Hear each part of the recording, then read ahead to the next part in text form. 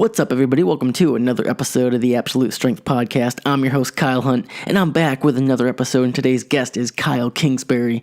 Kyle is the type of dude that I like to say has a lot of talking points.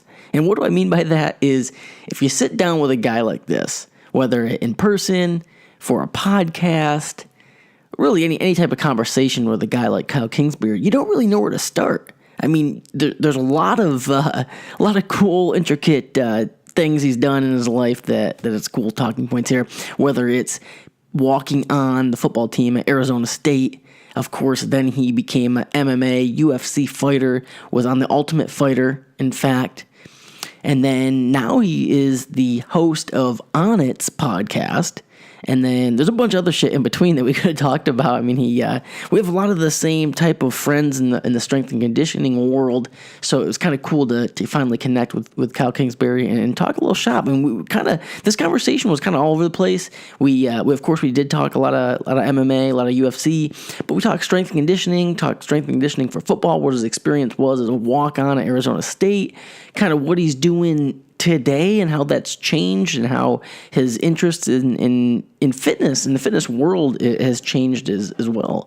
So this is a cool episode. I think you're going to really enjoy this one. Another really laid-back conversation where two Kyles just sit down and talk the shit. All right. So before we begin, a couple things. One, as always, if you are enjoying these episodes, I would greatly appreciate it if you just tell one friend, or even, hey, if you want to post something about it on your social media, I'd greatly appreciate that. I will forever be grateful for that because I really don't do anything to promote these podcasts. And it's grown organically pretty much since the beginning. And I like that because, this is just my, I guess you could say, passion project. I just really enjoy doing these podcasts. And, of course, if I'm taking the time to do them, of course, I want to get more people to listen to them. And, of course, I think that this is bringing value to a lot of people who do listen.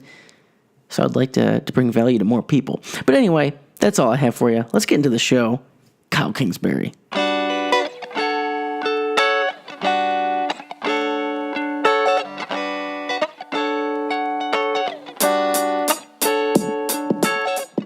Alrighty, Kyle, dude, what's up, man? Thanks for coming on the show.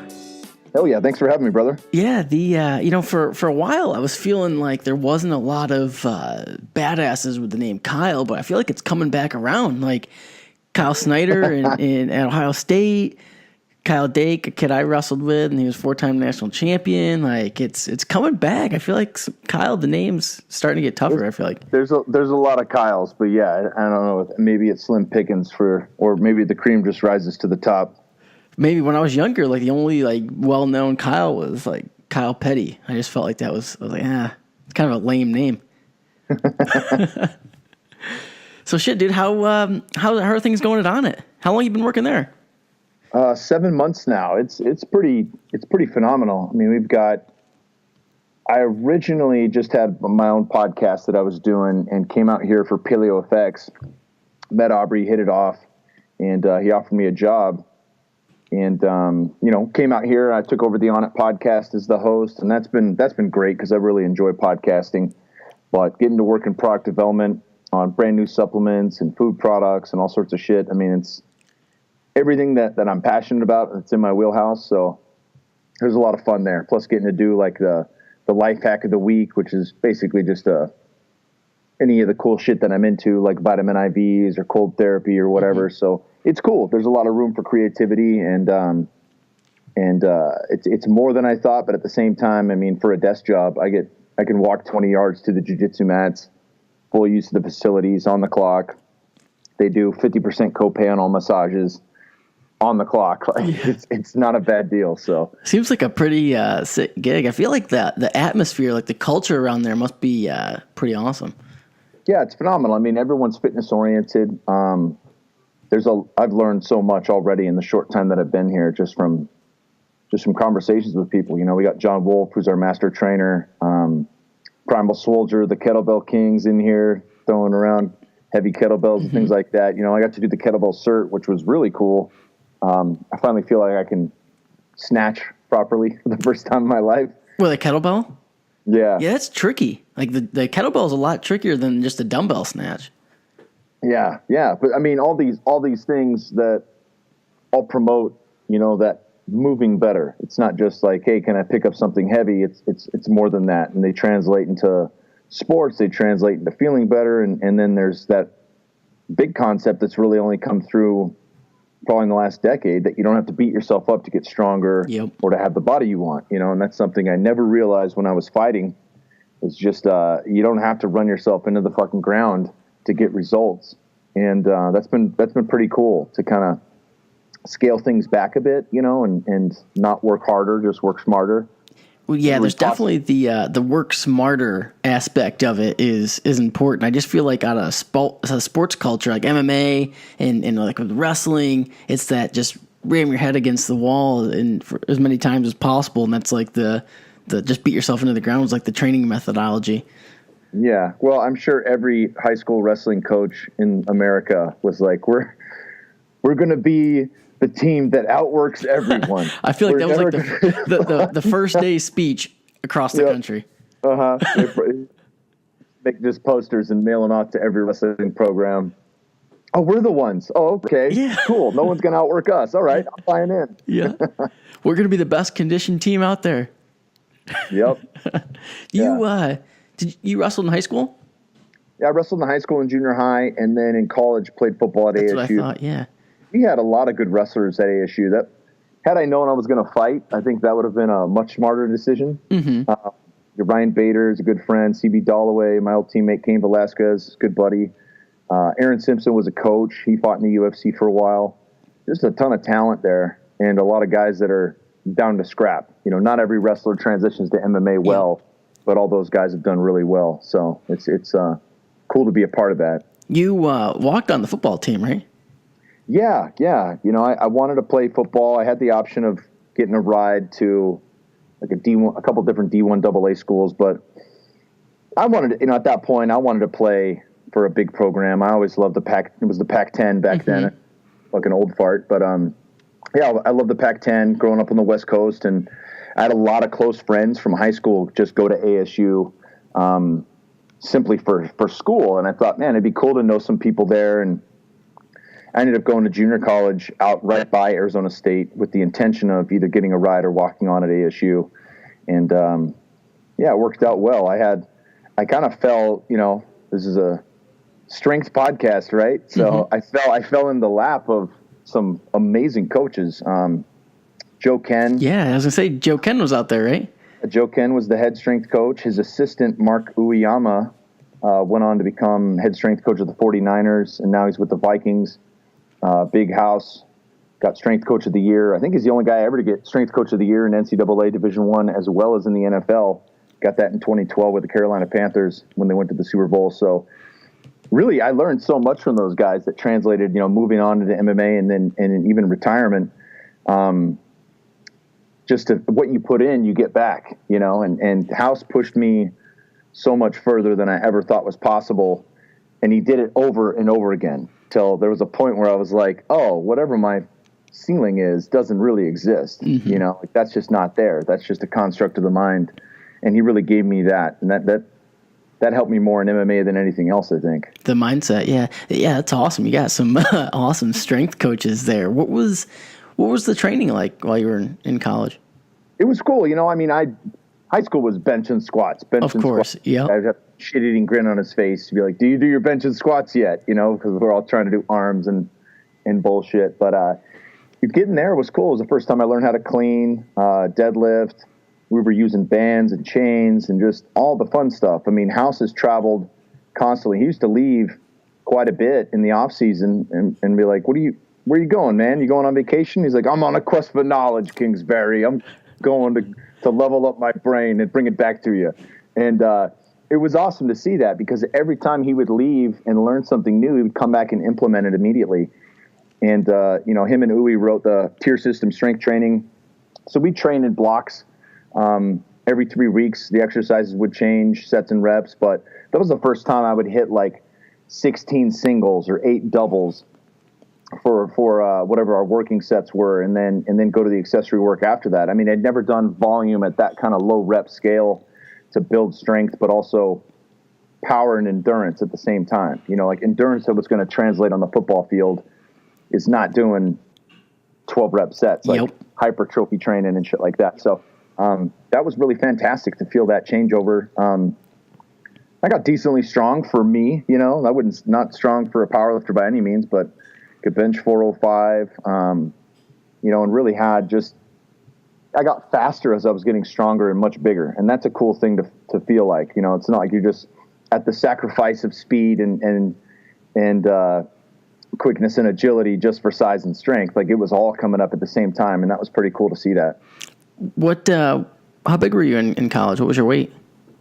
My senior year was my biggest. I got up to 268, right as we were entering two-a-days, and then kind of leveled off around 255 for the remainder of my senior season. But man, I'd eat everything I possibly could to keep that weight on, and it was a struggle. And then when I got into fighting after that, just from the workload, I dropped down to like 240, 242, and then I fought at heavyweight my first 9 fights, and the weight kept coming down. So when I took my first loss, I went back to AKA because I was just training in Arizona so I could stay by all my buddies at ASU. And, you know, I'm from the Bay Area. I grew up in San Jose and Cupertino, and their whole camp was already on the map. I was going to say, yeah, there's a big camp there. Josh Thompson and John Fitch and all these guys were top tier, and Kane had just made his way there. So House was in my area. He was like, Kingsbury, quit fucking around. You got to go back to California. You got to train with Kane. I was like, all right, man. So I went out there, and immediately they looked at me and they're like, do you think you can make light heavyweight? And I was like, well, I haven't cut weight since high school wrestling, but it's possible because I've been trying to gain weight just to stay in the 230s, 240s. Mm-hmm. So maybe if I try to lose weight, I can drop down. And I was able to get to 230. And then right when I was at 230, Bobby Southworth, who was on the Ultimate Fighter Season 1, really took me under his wing. And he was Strikeforce light heavyweight champ for a while. Really phenomenal guy. You know, he brought me in. He was like, dude, we'll get you to 205. And my first fight at 205 was on the Ultimate Fighter Season 8. So it was really new to me to get down there. And I actually quit lifting weights just so I could make sure I'd make the weight. And then later on, like, all right, I can lift weights. I can trim fat. I can eat clean. And cleaning out the diet really was a game changer for me too. But yeah, it's funny to look down that timeline and see like how it all unfolded and kind of think like, oh yeah, it was a weird time to like actually stop lifting weights altogether just in the hopes of making that weight. And then, you know, later on getting my strength back up and making weight easier, you know, it's all time in. Yeah. Yeah. What was your strength conditioning like? I guess more conditioning when you weren't lifting.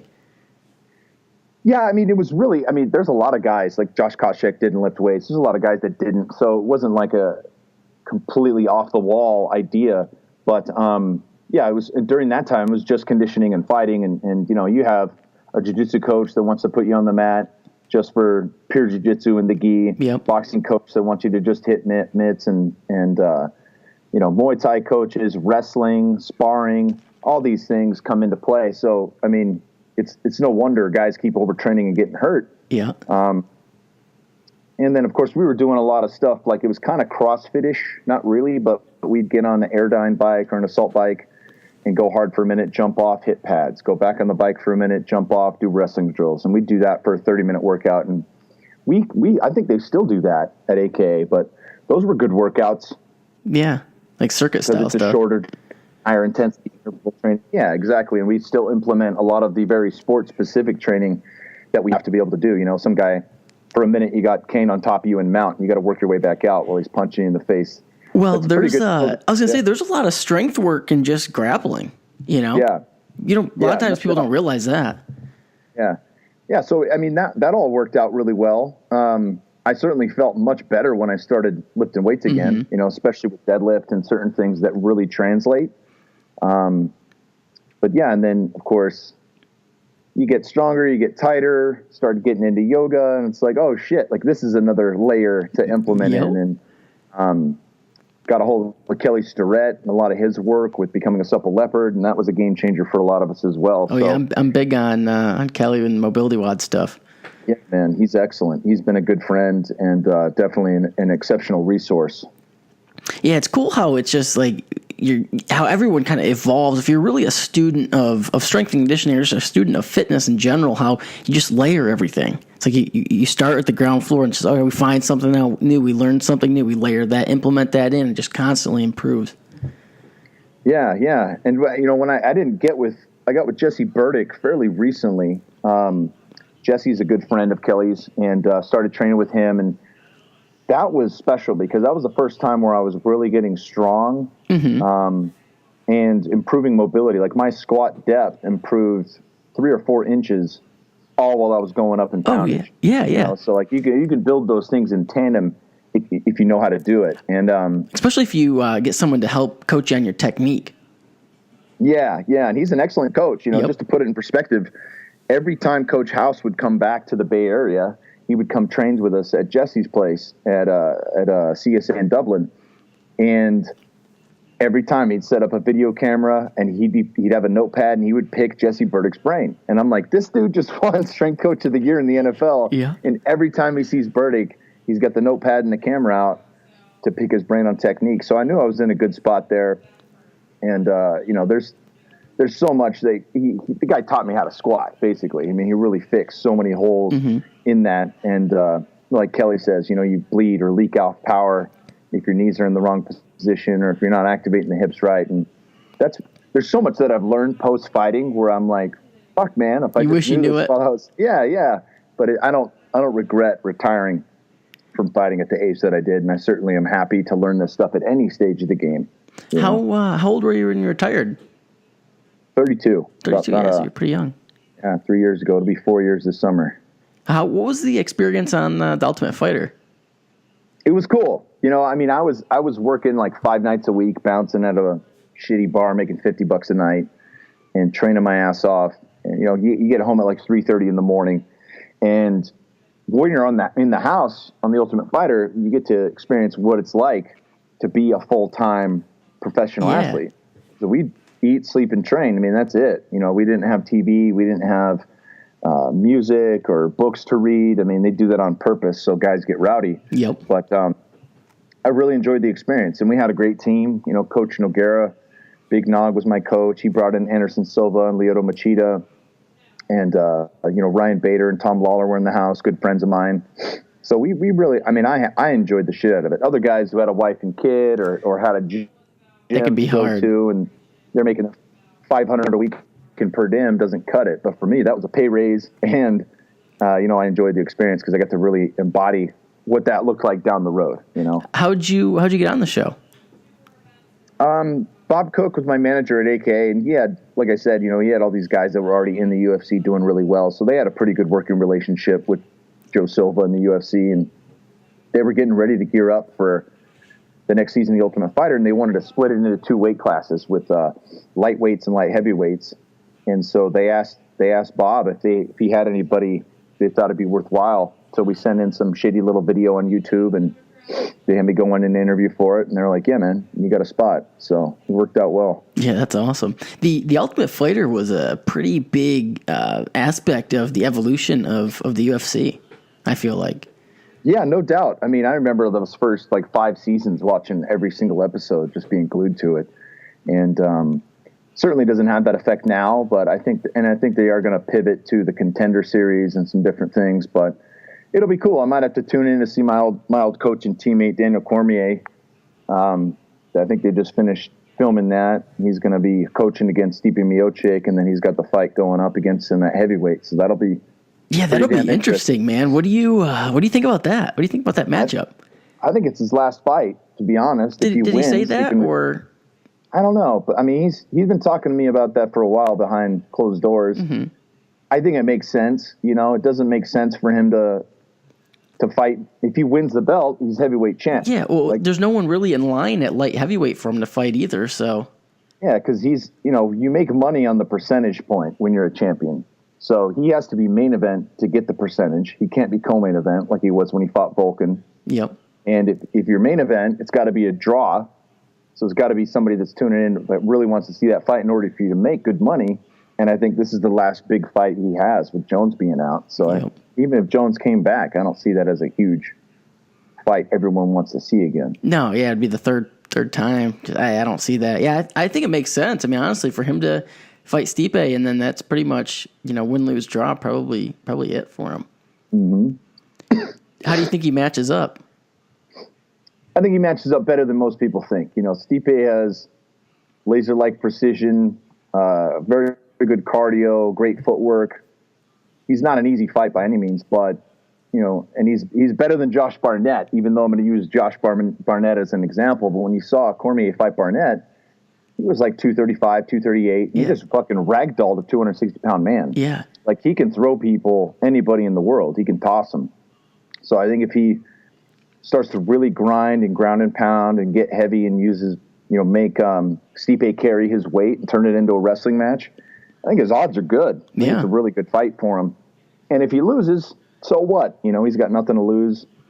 He can retire with, his only losses to John Jones and the heavyweight champ. There's nothing to hang your head about there. I think Daniel is somehow, it's crazy to even say, but he's somehow underrated. I think maybe just because of John Jones, Yeah, well, it's like Steve Young. Yep. Like, seriously. Yeah, Steve Young's underrated because of Joe Montana. Yeah.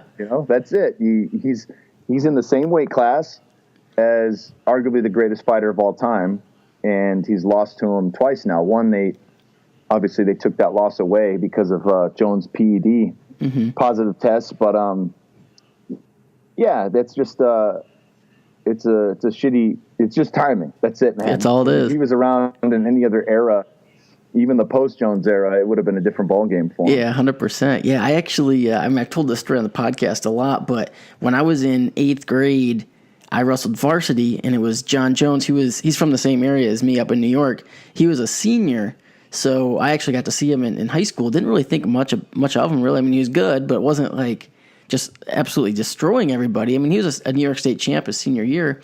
And then, fast forward a couple years, and I remember like turning on, watching a UFC fight. I'm like, wait, is that the same kid?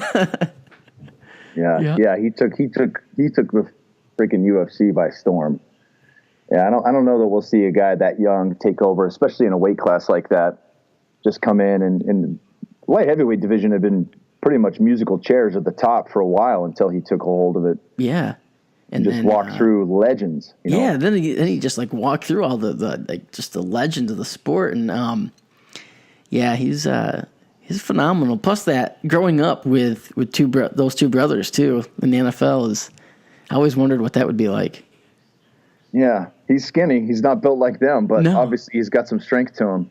Cormier said he was the strongest dude he's ever grabbed. Yeah, well, again, it kind of goes back to that like grappling point. I mean, he lifts. I mean, he actually got into powerlifting a little bit, but he's not someone that you initially look at and be like, oh, this dude's gonna be really strong. Yeah, because he's so damn skinny and his reach is so long. But he's got it. The leverages too, though, like he has weird ass leverages, which is important, especially on the mat. Yeah. Crazy. You got into some powerlifting, didn't you? Yeah, I was doing that with Burdick. And, the thing is, when I retired from fighting, I was pretty much done with all high-intensity interval training. I mean, I never wanted to do it again. It just drove me nuts. And I like the idea of going for, like, long, slow, meditative runs and just picking up something heavy. Like, let me lift something heavy for a few reps at a top set, hit some accessory lifts and call it a day. Mm-hmm. And, I mean, I still love powerlifting. I don't do it as often as I did when I was living in California, but it's a beautiful, fun thing to do. And, when you feel that strong, like you feel that everywhere. I feel it when I'm playing with my son. I feel it when I'm running around. We're climbing stairs, like any of that. It translates very well. And I think my strongest, I could deadlift 555, so nothing incredible by any means, but strong for me. And yeah, it's something that I love. I mean, deadlift's probably my favorite exercise. I was gonna say you're probably built to deadlift. Yeah, with your leverage. But I still like squats. I mean, I hate bench because I got long ass arms. Yeah, but you're like the opposite of me. It's like shit you got to do. Like it still translates well. Like I can do a lot of different things pressing wise, but very few of them make me feel that much stronger. I feel like if I hit really hard bench press and then I round that out with some other exercises. Even like bottoms up kettlebell overhead, things like that to really get the shoulder and all those accessory muscles firing.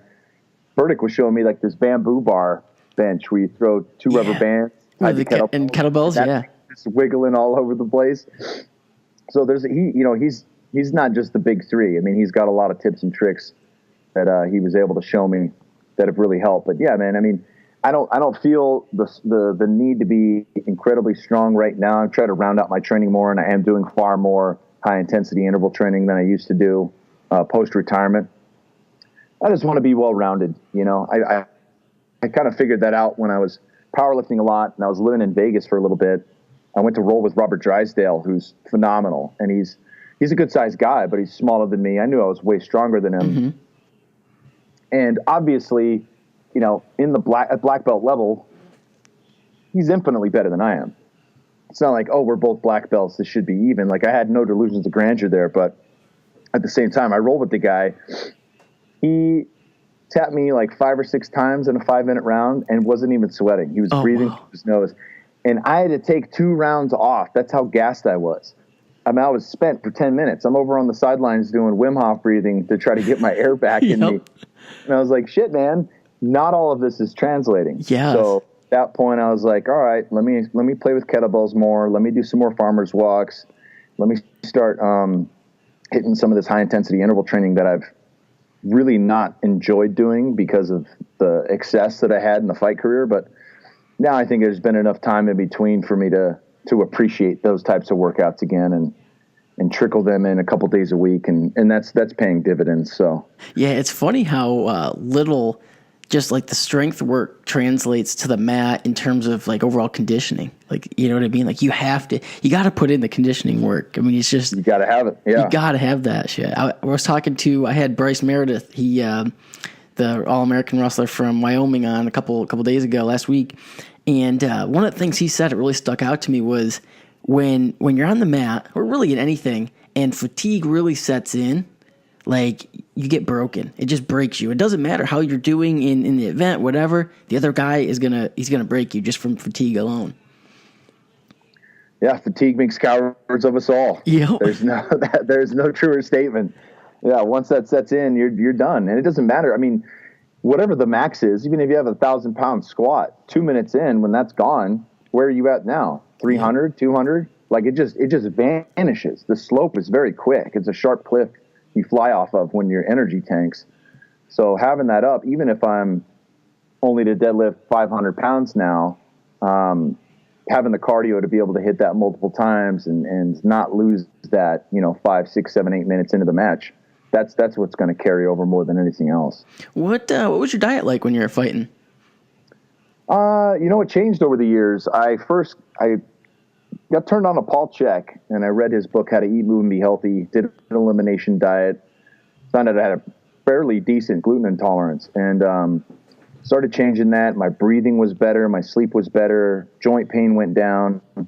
And that really made me navigate towards reading more about diet, nutrition, health, and wellness, and trying to pick up an edge anywhere I could. Yep.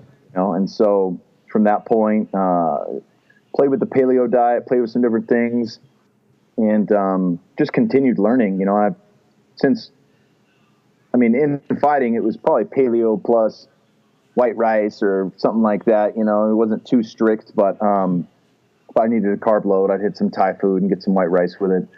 Things like that. I wasn't too dogmatic about the approach and felt pretty good doing it. And then after fighting, got into the ketogenic diet, and that's been an absolute game changer. Like there's nothing I've ever done before that affected cognitive function and inflammation the way that diet does. I sung the gospel about it a couple of years ago on Rogan's, but it works. It works. It's a form of fasting, and fasting has been incredible too. I've been doing intermittent fasting for a while now, and have hit a couple 5-day water only fasts. Oh wow! Yeah, I haven't got that water crazy. Only fasts.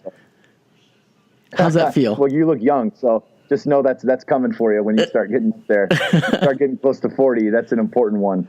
Yeah.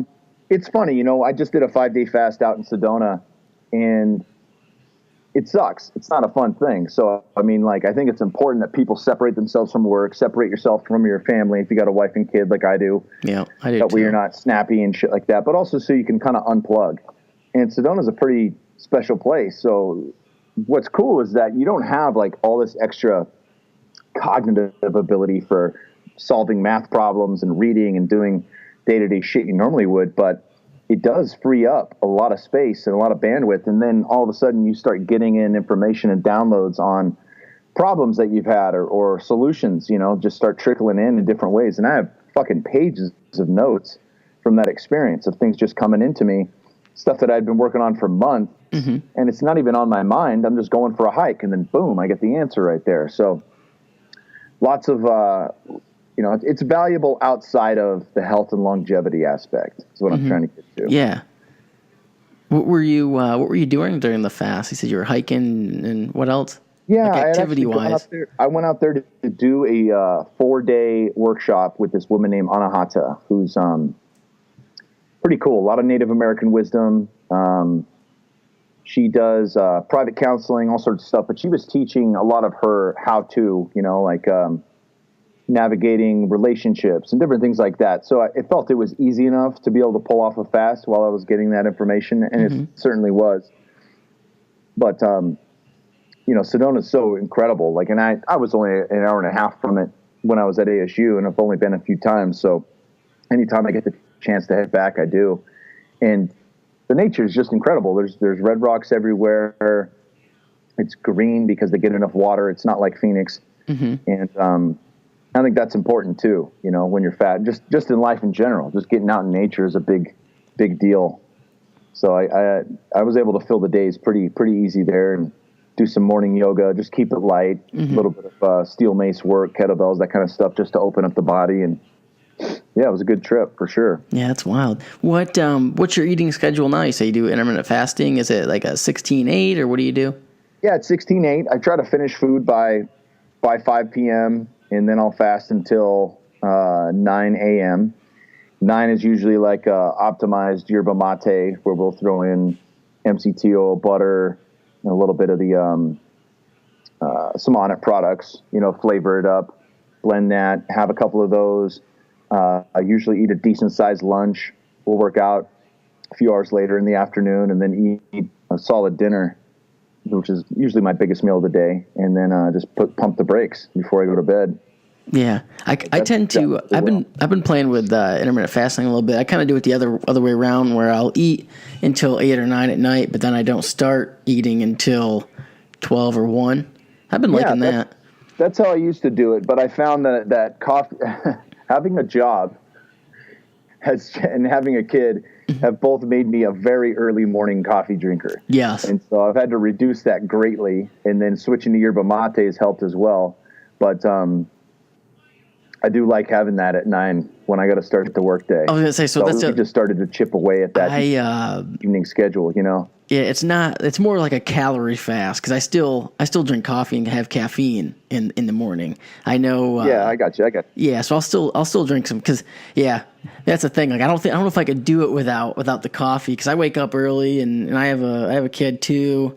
And plus, I like to get a lot of my work done, like office work done early in the day, which I actually find the fasting helps, because I'll wake up, I'll just have a cup of coffee or two, and I really just focus on work. I don't even think about eating, and I don't have to take a break to go cook food or anything, so it kind of helps me in the morning. But yeah, if I took out the coffee, I don't know. I think it would probably throw a wrench in the whole program for me.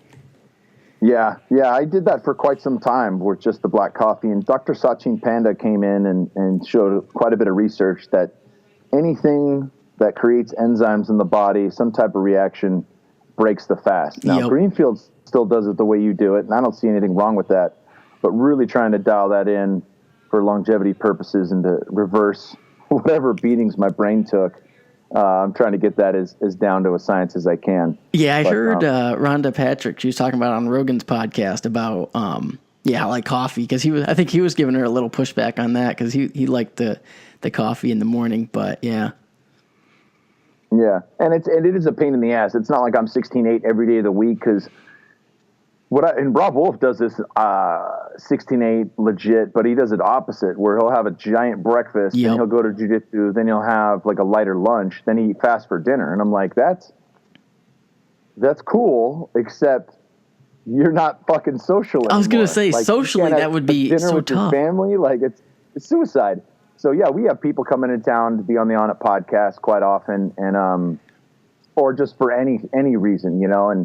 And one of my jobs here is to not chauffeur people around, but just give them the on-it treatment, you know. Yeah. And a lot of times that means getting to go out to a nice dinner or having them over at the house, and we'll make something. My wife will whip up something really good at the crib, but we might not eat until 8 p.m. You know, so I might only get like a 14-hour fasting window there or less. And that's okay. You got to have some flexibility there to be a modern human. Yeah. But, I couldn't imagine like skipping dinner, or, you know, if I was really rigid and then I got to finish by 5, I'm not going to have many meals with cool people if I'm doing that. Yeah, that was the one thing I talk about sometime with just with clients or people in general, that socially it's just hard to skip dinner or like start your fast at dinner. I mean, like you said, I know Rob. Yeah, he has like that huge, talking like a 1,500 calorie breakfast and then kind of tapers it throughout the day. But then you have nothing left at night.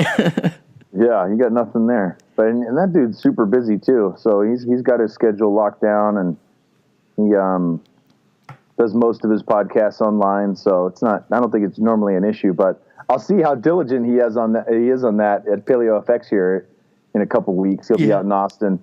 So I'll be like, "Man, you going to dinner? Are you not doing dinner while you're here? What's the deal?" So I was gonna say, that's coming up in Austin. Flexibility or not? Yeah.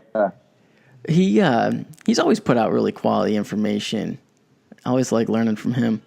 Yeah, he's been a big one. Wired to Eat was phenomenal for me because I don't eat ketogenic year round. I'll do some carb backloading and things like that and targeted keto. And it's really a game changer to know which carbohydrates are right for you and which are not. Yep. And that's because most of us in America are some type of Euro mud. There's no like, oh, all my ancestry is from this, but this latitude, longitude, and I'm so far away from the equator that it makes sense to eat this way, and it doesn't work that way, and then you could have a mom and a dad that want mutts, and every sibling you have also has different things that they should require for eating. Like just looking at the studies he was doing with him and his wife can eat white rice, no problem. He eats it, he's pre-diabetic. I eat white rice, I'm pre-diabetic. I can have a plate of sweet potatoes and yams with honey, and my blood sugar is normal. Yeah. So like figuring that out is really a great way to take the guesswork out of like what's causing inflammation, what's going to make me fat. It's empowering to know those things. It just takes doing a little work. Yeah, the personalized nutrition aspect of that was pretty interesting. And I thought that in that book, Wired to Eat, a lot of the gut health stuff was pretty interesting as well. Yeah, gut health, it's a big one. It's coming up in the game. It's definitely, I don't think it's funny because everyone's talking like they've got all the info on it. And I think, if you're smart, you realize like we're just scratching the tip of the iceberg right now. And it's not necessarily right to say we should have the microbiome of a hunter-gatherer in Africa or of someone from the Amazon rainforest. Like they have a fucking completely different lifestyle too. Oh yeah, 100%. You have to factor all those things into it, what the stressors are, all that, and really try to look at what the model is of health, not just because this population of people in a blue zone that are, largely centenarians have this specific microbiota. It's like, no, that doesn't always translate. So yeah. I think we'll figure out quite a bit more as time passes, but it's in its infancy for sure. Oh yeah. Cause when you think about it, it wasn't even something that was really talked about 5-10 years ago that much.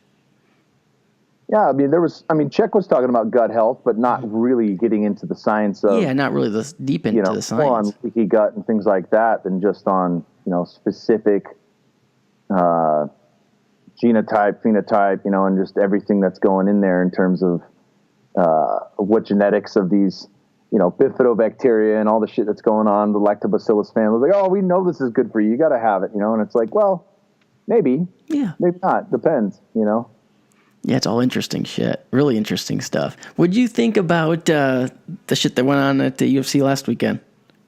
I loved it. I like it for a few reasons. One, I like Conor back in the mix. Yeah. I think it was authentic. I don't think it was like a hoax or a scam to hype the fight. I think he really did lose his shit. At the same time, he crossed the line because he injured other fighters that were fighting on the card. My buddy... Maverick, my man Mike, he couldn't Michael Chiesa couldn't fight because his face got cut from that. I think when you do things, you got to understand the consequences. And dude's got a felony and 3 misdemeanors in New York State. That's not like a walk in the park, you know. And fines aside, I mean, he could get community service. He could get a lot of stuff going for that. Ultimately, he has to wait longer to fight. Yep. That's the biggest one for him. And, you know, had he not done that, he easily could have fought on that card. Yeah. Had he not done that, he could have been the guy that stepped in to fight Khabib. You think they would have done that, though? I don't think he would have done that because he's been training, but I don't know. You know, he's crazy enough to do it. I think he wants a full camp, as he should have a full camp for Khabib or Tony Ferguson, whoever's there by the time he fights. But you know, I think that's a mega fight. They got to hype that. They got to build it, and it's just unfortunate because other fighters got hurt, and obviously it postponed him being able to fight again, which is something, whether you love him or hate him, you want to see the guy fight. You definitely want to see him fight. Know? What do you think's next for Khabib? Who's he going to fight? Well, it should be Ferguson. It should be Ferguson, depending on how long his layoff is. You know, I watch fights still, but I don't look at Sports Center or read MMA websites and shit. So I don't know exactly how long he's out for. I'm sure I could pull it up on Google to get an estimate, but it should be Ferguson. You know, that should be the fight. You know, if Ferguson has a longer layoff, maybe they do run back Holloway coming up in weight, because that's something he's wanted to do. I don't think he has a problem with Holloway. I think he will have a problem with Ferguson. Still a winnable fight, and Khabib's an old teammate of mine at AKA, so I have a lot of faith in him and belief in him. I've seen what he's done over the years. I've watched him come up, but at the same time, you know, Ferguson's dangerous everywhere. Yep. He's got knockout power, really long reach, and he's really weird. He's weird on the feet. He's unorthodox, you know? Yeah, and that's hard to gauge. It's hard to figure out timing with. And, you know, I mean, a lot of people, too, were saying, they were talking shit about Khabib's performance against Ally Quinta, and it's like, hey, Ally Quinta's not a turd sandwich. Yeah, I was actually... He's got dynamite power in his hands. Mm-hmm. You know, he trains with Matt Serra and Renzo Gracie. Like, he's no chump anywhere. He's also a good wrestler. Yep. And he had a full camp for that. You know, they subbed him in last minute, but dude had trained all 8 weeks. He was ready to go. And he was on like a 5 or 6 fight win streak. Like, and he fought some tough guys. Yeah, he's really good. He's really underrated. So I think that, you know, looking at that, it's hard to gauge where he's at, how he'll do against the other guys. But there's no doubt he deserved the title shot. And there's no doubt that he'll be in the mix no matter what for many years to come. Yeah, it'll be interesting to see. I definitely think Ferguson's the fight. It's curious if it'll ever happen at this point. Yeah. Well, time will tell. I think those guys will get in there for sure. Yeah. So what do you got planned next for the On It podcast? It's been seems like it's going pretty well for you. It's going great. We've nearly doubled our downloads per episode since I took over. We've got probably the busiest 2 weeks of my life thus far coming up here for PaleoFX. So a lot of people are coming to town for the show, and a lot of people have reached out to be on the show. Guests that I've had on that are good friends, like Aaron Alexander from Align Podcast. He set me up with a few really good guys that I want to interview. So they're all going to be in town. They're coming in early to jump on the On It podcast. And then at PaleoFX, I'm going to give a lecture on cognitive optimization. I'll be speaking on 2 panels. In between all that, I'm going to be sharing a local podcast booth with Barbell Shrugged. Oh, cool. So we're going to get, try to get as many speakers as we can to jump on the podcast. And that'll be much shorter, faster interviews, like 20, 30 minutes a piece, just so we're not taking up, trying to monopolize their time. But fucking Dennis McKenna's going to be there. I mean, I'm pretty big into psychedelics. Yeah, that's going to be sick. That'll be massive. Dr. Joe Mercola, who's been huge over the years, a guy I've learned a lot from.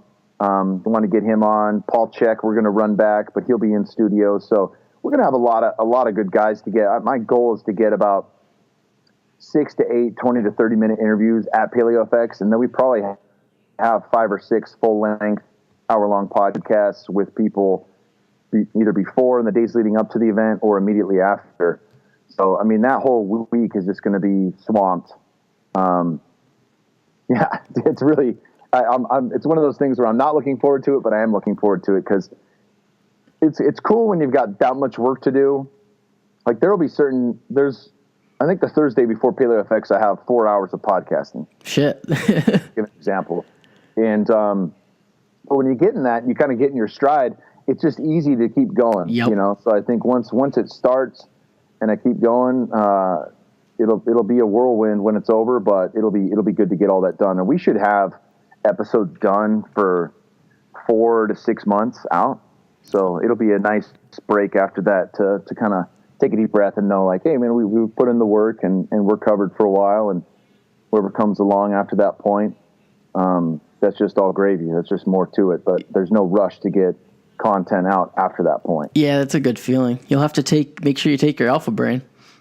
I'm loaded up on that. That's a no-brainer. How do you like Austin? Austin's been great. I grew up in the Bay Area in Northern California and absolutely loved it. My wife is from Las Vegas. Silicon Valley is it's comical, like how expensive it is. It really is. So we moved from the Bay Area to Vegas last year around April. And we lived in Vegas for like 5 months before getting the job here and moving out. And I really liked Vegas. We were about 45 minutes from the Strip up in the Northwest. Love her family. They're all great. And I really like the mountains and the desert. Going to school at ASU, it reminded me a lot of that.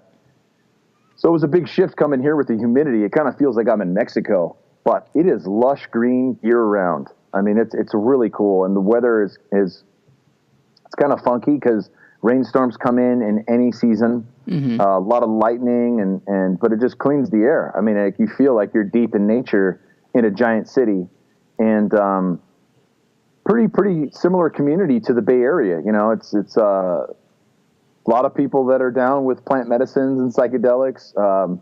Huge live music scene, lots of organic food, and that's been probably one of the coolest things. Is like I get a guy like Paul Check in town who only eats organic food, and I don't want to make him 3 square meals a day. Yep. So we pull up some restaurants, and there's many to choose from. With really high quality ingredients, and it just makes it easier. Plus, it's nice. I get to go out on the company dime and take these awesome people out to eat, and it's a cool spot. It really is. And I haven't made it to one of the music festivals yet, but we've got ACL here and South by Southwest, and a lot of people roll through for those shows, and it'll be cool to go to ACL this year. So yeah, there's a lot of cool shit going on in Austin. It seems like there's a pretty big health scene too. Yeah, Whole Foods started here. There's a large running community. Tons of jiu-jitsu schools. Yeah, it's been good. I mean, we've got Onnit Gym is pretty packed between Muay Thai, jiu-jitsu, and people signing up for the classes. We've got I think 550 members. Oh wow! Location, so they're doing really well, and that's cool because we're all encouraged to work out while we're on the clock. You just walk out there and get a good workout in, and the gym's packed. It's a fun place to train. Yeah, the atmosphere is probably pretty sick. Yeah, I've only been to Austin once. One of my buddies has a gym out there, but shit, next time I'm in Austin, I got to check out the Onnit facility. Oh yeah, you'll love it. It's definitely a good spot for sure. And the classes are great. I was never like a guy that wanted to jump into a class with 20 people, mm-hmm. But there's guys here like Christian who really dove deep into Dr. Andrea Ospina's work and Dr. Kelly Starrett's work, and so he's implementing mobility into the warm-up, into the cool-down, breath work. We had Art of Breath out here with Rob Wilson and Brian McKenzie are co-founders of that. So they're implementing all sorts of different breathwork techniques from Pachenko to Wim Hof to the Oxygen Advantage. I mean, so how you gear up and gear down, how you breathe in between sets. I mean, all this stuff's being implemented. And Christian was right there for me or with me at that seminar. And so now that's a part of his classes, so every day, 9 to 10 a.m., he's in there teaching the shit. And it just reminds me of like a young Coach House that's trying to take bits and pieces from every aspect of training and implement them into one system. But it's cool because there's a lot of times I'll lift weights or train, and I know I should do the super couch stretch, or I know I should do something to open up the psoas and the hip flexors. And I'm like, I'll get it later, you know? And like you go to a class like that and everything's built in, there's no way to forget it. It's a part of the training. Yep. It's all baked into the recipe. And I think that's that's pretty phenomenal to have access to that on a regular basis. Yeah, I bet you it's one of those things where, another thing with a group atmosphere, it's just like if everyone's doing it, all right, it's part of the program, you're going to do it. But like you said, when you're just training by yourself, it's so easy just to skip the shit that you don't want to do. Mm-hmm. Yeah, no doubt, no doubt. So that's been a lot easier for me to get into the things that I need to do for myself. And of course, jiu-jitsu here is phenomenal because it's Eddie Bravo school. Yeah, 10 Planet. Jiu-jitsu, and Curtis Hambroff is our coach, and they're fucking weird in the best way possible. They really are. We're doing like yoga exercises and shit in the warm-up, and walking on our hands up and down the mat, and doing partner rolls where we grab each other by the ankles and kind of berimbolo up and down the mat. And there's a lot of things that just open up the body. It's like man yoga, like you're going into to try to strangle somebody, but you open up your body in a way that I wouldn't get in any other thing. Yeah, so it's real beneficial. Yeah, it's been good. Cool, man. Kyle, this has been an awesome show. Glad to have you on. How can people get more information about you? Well, check out the On It podcast. We're on anywhere great podcasts are located, iTunes, Stitcher, all that stuff. Follow me on Twitter and Instagram at Kingsbu, KINGSBU, and check out onit.com. Awesome. Cool, dude. I'll put all the link in the show notes. Awesome, brother. Thanks for having me on, Kyle. Appreciate it. Yeah, awesome, man. We'll have to stay in touch. I hope you enjoyed this episode of the Absolute Strength Podcast. I know I had a ton of fun producing it for you. And before you go, if you could just drop me some feedback, I'd love it. I love reading your feedback. So you can go over to iTunes, leave a 5-star rating, write a little review, what you think of the podcast. I absolutely love it. I read every single one. But it's cool if you don't want to do that. I get it. No one wants to really go out of their way to do anything, let alone write a review. But I want to get your feedback. So drop me a line on Instagram at Hunt Fitness, or on Facebook, Kyle Hunt, or on Twitter, or send a pigeon or something. I don't know. I just want to hear your feedback. So if you want to give me some feedback, let me know what you think. Hit me up on Instagram at Hunt Fitness. And before you go, I have one last thing I want to say. I have a program I want you to check out. It's actually called the Absolute Strength Program, and the link is in the show notes. It's a program I designed to help increase my own squat, bench, and deadlift. And I got pretty strong off of it, and I think you're going to like it. It's a great book. Thousands of people have got amazing results from it. It's in the show notes. All right, guys. Until next time, until next episode, peace.